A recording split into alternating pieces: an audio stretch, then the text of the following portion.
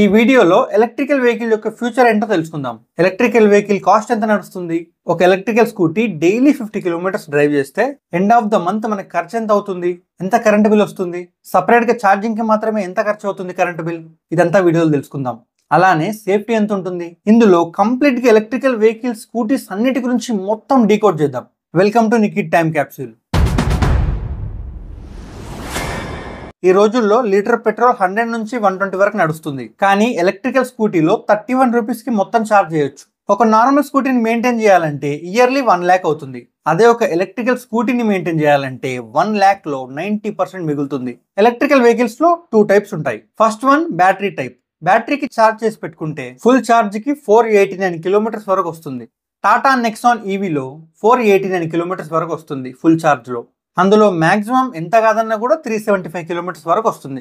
Second type charging electrical vehicle. Full charge చేస్తే 100 kilometres వరకు వస్తుంది. అలానే ఎలక్ట్రికల్ వెహికల్స్ లో 3 వర్జన్స్ ఉంటాయి. First one BEV battery electrical vehicle. Second one HEV hybrid electrical vehicle. Third one plug in hybrid. ఇందులో బ్యాటరీతో charging తో నడుస్తున్నాయి. వీటి వల్ల మన ఎన్విరాన్మెంటల్ కూడా చాలా safety. Why India needs electrical vehicles? India ప్రతి year nearly 200 billion crude oil ని ఇంపోర్ట్ చేసుకుంటుంది. తీసుకుంటున్నందుకు ట్యాక్స్ తారీఫ్ రూపంగా ఫారెన్ కి మనీ వెళ్తుంది. దానివల్ల మన ఎకనామీ దెబ్బతింటుంది. అందుకే ఈవీ వెహికల్స్ మనకు అవసరం. లో మెయింటెనెన్స్ ఉంటుంది, క్లీన్ ఎయిర్ ఇస్తుంది, లో రన్నింగ్ కాస్ట్ అవుతుంది. 2023లో గవర్నమెంట్ చెప్పింది 2030 వరకు 30% మొత్తం ఎలక్ట్రికల్ వెహికల్స్ అవ్వాలని. దానికి companies like Ola, Tesla, TVS కూడా దానికి తగ్గట్టే వర్క్ చేస్తున్నాయి ఆ గోల్ కి రీచ్ అవ్వడానికి. అందుకే మనం కూడా నార్మల్ వెహికల్స్ నుంచి ఎలక్ట్రికల్ వెహికల్ స్కూటీస్ కి షిఫ్ట్ అవ్వాలి. అప్పుడు మన ఎకనామీని కాపాడుకుంటాం, హెల్త్ ని కాపాడుకుంటాం, ఎన్విరాన్మెంట్ ని కాపాడతాం. ఎలక్ట్రికల్ వెహికల్స్ లో లో మెయింటెనెన్స్ ఉంటుంది, పెట్రోల్ రేట్ పెరిగింది, డీజిల్ రేట్ పెరిగింది అనే టెన్షనే ఉండదు. ఇప్పుడు ఎలక్ట్రికల్ వెహికల్ యొక్క కాస్ట్ ని పెట్రోల్ కాస్ట్ ని కంపేర్ చేద్దాం. పెట్రోల్ బైక్ కి ఎంత కాదన్నా డైలీ 200 పడుతుంది, మంత్లీ 6000 అవుతుంది. ఎలక్ట్రికల్ స్కూటీకి డైలీ 45 రూపీస్ అవుతుంది, మంత్లీ 1350 రూపీస్ అవుతుంది. డిఫరెన్స్ చూస్తే మంత్ కి పెట్రోల్ కంటే ఈవీస్ లోనే 4650 రూపీస్ పర్ మంత్ మిగులుతున్నాయి. అంటే మొత్తం ఇయర్లీ 55,000 కంటే ఎక్కువ. ఈవీస్ ఒక బ్యాటరీ ఆల్మోస్ట్ 6 నుంచి 8 ఇయర్స్ వరకు బ్యాటరీ వారంటీ ఉంటుంది. అండ్ మెయింటెనెన్స్ కూడా చాలా తక్కువ compare to normal petrol bikes and petrol cars. ఒకసారి బడ్జెట్ పెట్టి ఈవీ కొంటే చాలా సేవ్ చేసుకుంటాం. ఇప్పుడు ఛార్జింగ్ ప్రాసెస్ ఏంటో తెలుసుకుందాం.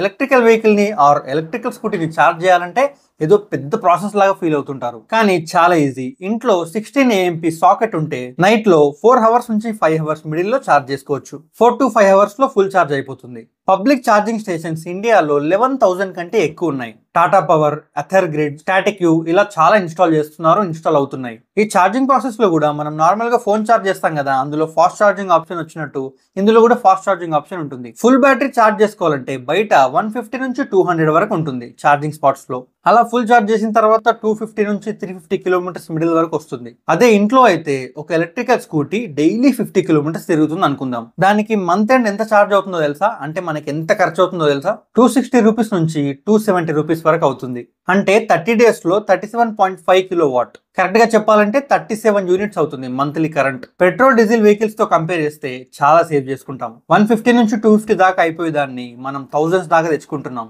అంత పెట్టి కూడా పొల్యూషన్ ని కొని తెచ్చుకుంటున్నాం. ఎలక్ట్రికల్ స్కూటీస్ వెహికల్స్ లో చాలా బెస్ట్ ఆప్షన్స్ ఉంటాయి. Ola S1X, other 450X, TVS, Bajaj, Chetak ఇలా చాలా ఉంటాయి. ప్రైసింగ్ మాత్రం 85,000 నుంచి 1.4 lakh వరకు పడుతుంది. స్మార్ట్ డిస్ప్లే ఉంటుంది, మొబైల్ యాప్ కనెక్టివిటీ ఉంటుంది, బ్లూటూత్ ఉంటుంది. అలానే ఈవీస్ కార్స్ కూడా ఉంటాయి. ఈవీస్ కార్స్ లో టాటా టాయిగో 8.7 lakh ఉంటుంది, టాటా పంచ్ ఈవీ 10 lakhs ఉంటుంది, MG ZS EV 17 lakh ఉంటుంది, 400 కిలోమీటర్స్ వస్తుంది. ఎలక్ట్రికల్ స్కూటీస్ లో ఓలా S1 Pro 1.3 lakh వస్తుంది, 180 కిలోమీటర్స్ వెళ్తుంది ఫుల్ ఛార్జ్ లో. టీవీఎస్ iQube ST 1.25 lakh ఉంటుంది, 145 కిలోమీటర్స్ వెళ్తుంది. బజాజ్ చేతక్ 1.5 lakhs ఉంటుంది. ఇలా మిగతా కంపెనీస్ కూడా ఉంటాయి. ఈవీస్ కార్స్ కి హైవేస్ పై ఛార్జింగ్ స్పాట్స్, ఛార్జింగ్ స్టేషన్స్ పెరిగిపోతున్నాయి. నార్మల్ పెట్రోల్, డీజిల్ కార్స్ తో కంపేర్ చేస్తే 40% తక్కువ ఉంటుంది ఎలక్ట్రికల్ వెహికల్స్ కి మెయింటెనెన్స్ లో. మిడిల్ క్లాస్ వాళ్ళకి electrical vehicles are electrical scooties suit అవుతాయా? ఖచ్చితంగా అవుతాయి. మిడిల్ క్లాస్ లో అందరికి ఎలక్ట్రికల్ వెహికల్స్ ఒక కాస్ట్ చాలా ఎక్కువ అనిపిస్తుంది. దీన్ని బ్రేక్ డౌన్ చేద్దాం. పెట్రోల్ కి మంత్లీ 6000 పడితే ఎలక్ట్రికల్ వెహికల్స్ కి 1300 పడుతుంది.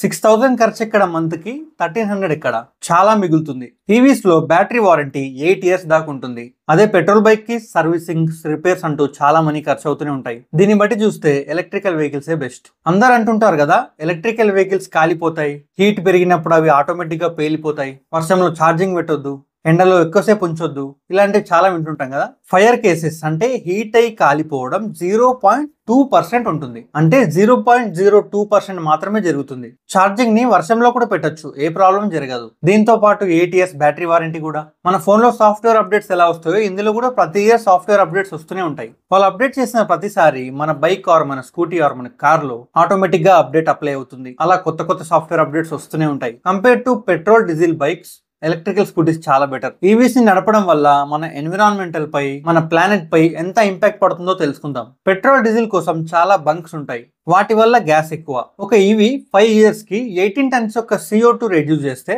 పెట్రోల్ కార్ ఇయర్లీ 11 నుంచి 18 టన్స్ యొక్క CO2 ని రెడ్యూస్ చేస్తుంది. CO2 అంటే కార్బన్ డైఆక్సైడ్. ఈవీస్ లో ఇయర్లీ 1.5 నుంచి 5 టన్స్ వరకు CO2 ని రెడ్యూస్ చేస్తుంది. పెట్రోల్ డీజిల్ వెహికల్స్ తో కంపేర్ చేస్తే ఈవీసే తక్కువ CO2 ని రెడ్యూస్ చేస్తున్నాయి. CO2 ని తక్కువ ప్రొడ్యూస్ చేయడం వల్ల గ్లోబల్ వార్మింగ్ జరగదు, హెల్త్ ఇష్యూస్ కూడా రావు. ఎలక్ట్రికల్ వెహికల్ యొక్క బ్యాటరీని తయారు చేయాలంటే లిథియం, కోబాల్ట్ ని మైనింగ్ చేయాలి. దీన్ని మైనింగ్ చేసి బ్యాటరీస్ ని తయారు చేస్తారు. దీని వల్ల ఎకో సిస్టమ్ ఖచ్చితంగా ఎఫెక్ట్ అవుతుంది. కానీ దీన్ని రీప్లేస్ చేస్తున్నారు. మైనింగ్ మొత్తం ఆపేసి, అంటే మైనింగే చేయకుండా ఈవీస్ కి గ్రీన్ ఎనర్జీని వాడుతున్నారు. అంటే సోలార్ నుంచి వచ్చే ఎనర్జీని, రిన్యూవబుల్ ఎనర్జీని వాడుతున్నారు. అంటే విండ్ నుంచి మనకి ఛార్జింగ్ బ్యాటరీ తయారవుతుంది. టెక్నాలజీ ఇంప్రూవ్ అవుతుంది, రెన్యూవబుల్ ఎనర్జీ సోర్స్ పెరిగిపోతుంది. ఇలా కొన్ని ఇయర్స్ లో మైనింగ్ మొత్తం ఆపేస్తారు, మొత్తం విండ్ నుంచే తీసుకుంటారు. సో ఇలా కంపేర్ చేస్తే మీకు అర్థమై ఉంటుంది, ఎలక్ట్రికల్ వెహికల్స్ కొనుక్కోవాలా, నార్మల్ పెట్రోల్ డీజిల్ వెహికల్స్ కొనుక్కోవాలా.